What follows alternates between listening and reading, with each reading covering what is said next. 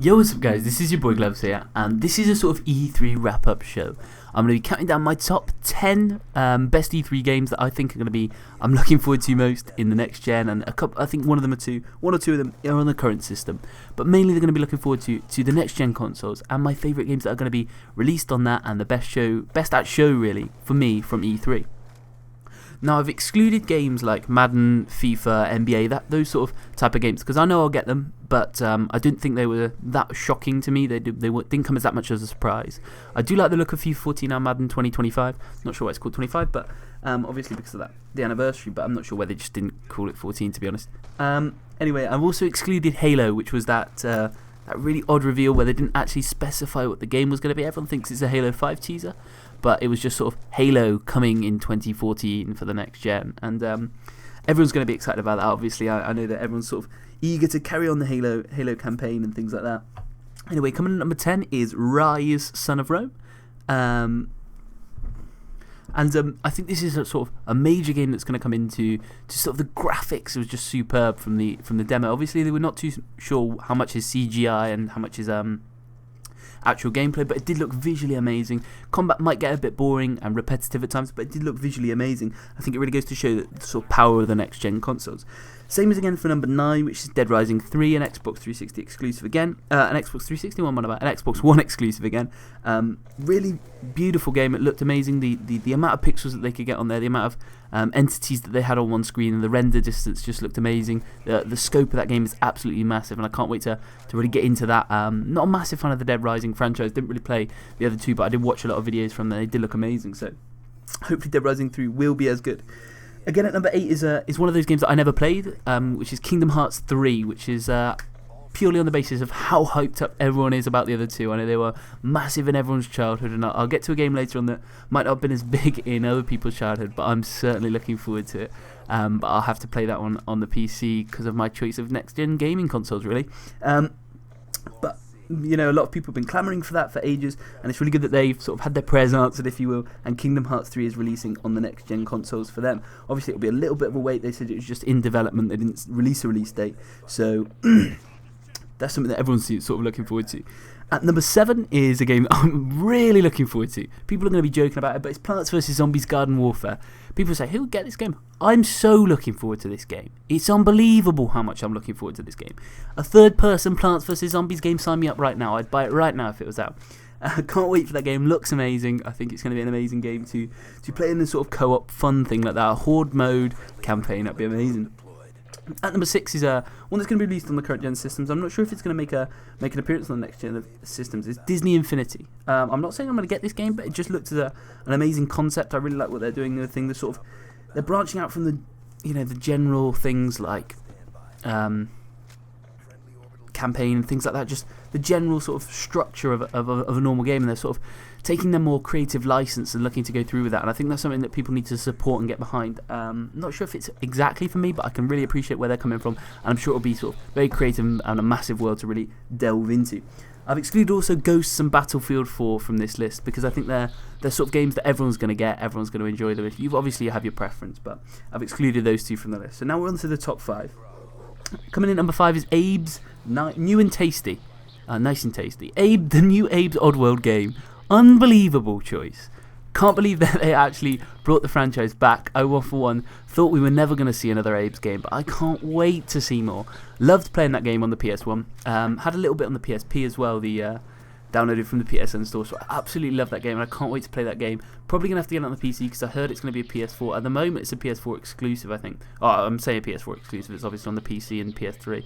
But it's one of those games because I heard that Microsoft wants them to allow indie developers to ally with a studio in order to get their content on the Xbox.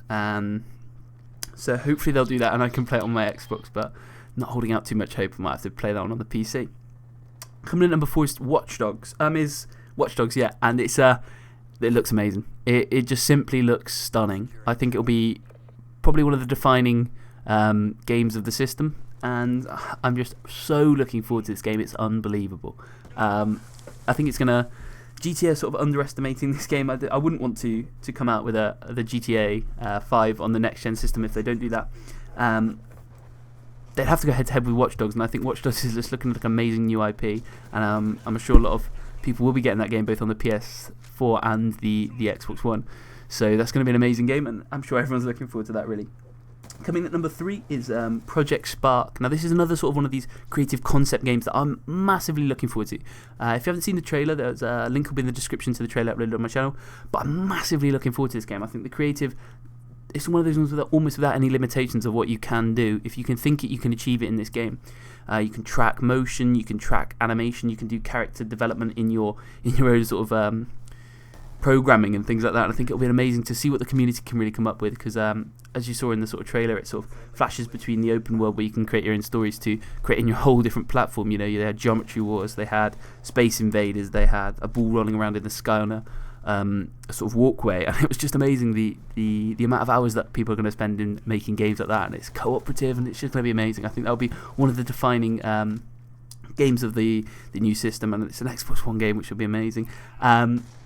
Also free to play. You'll have these microtransactions and things to get them, which is obviously fine because it's a free to play game. That's where they're going to make their money. They need to have some sort of revenue flow. So that's the way they've chosen to do it, instead of just releasing it as a game. So you can probably put off 20 quid, something like that, to one side and just get some microtransactions going in that if you enjoy it. If not, just give it up. Coming in at number 2 is Titanfall. Now, this is the Call of Duty Modern Warfare, the original heads of Activision and Infinity Ward that were cut off, set aside, and formed their own company, Respawn Entertainment, and they made this game called Titanfall, which is sort of a mech shooter using the sort of Call of Duty system and that sort of idea. You can see it heavily influenced by Call of Duty, and it's a massive Xbox One exclusive. I can't believe they've managed to secure this one just purely on the Xbox One. I think it'll be a massive game for the Xbox One, and hopefully it will be one of those games that you can really sink your teeth into the multiplayer. It's purely multiplayer as well. So hopefully you'll spend a lot of hours crafting away and just really improving your stats and things like that. So hopefully we can all get involved in that one. And at number 1 is a game that a lot of people, everyone knew it was coming. Since sort of E3 they've been talking about it. Not E3, since the PS4 reveal and the Xbox One sort of reveal, they've been talking about this game, and it's Destiny. Number 1 is Destiny for me. I think it's an amazing idea of this MMO coming to the system, the Xbox One, and obviously the PS4 as well. PS4 is going to have some exclusive content, but it's not a PS4 exclusive. Everyone's looking forward to it. This sort of partnership between Bungie and Activision was really exciting, and hopefully we can see a lot of DLC, a lot of things like that that's going to really improve the gaming franchise and hopefully take this gaming system to the next level in terms of games.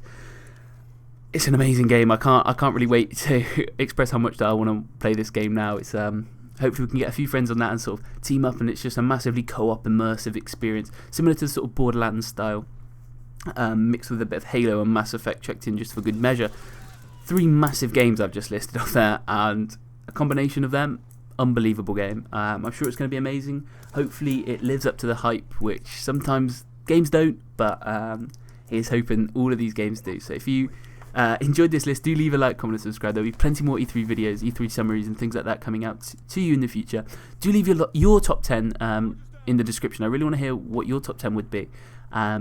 So leave that in the comment section, and I will see you guys in the next one with more E3 wrap-ups and things, and Fallout.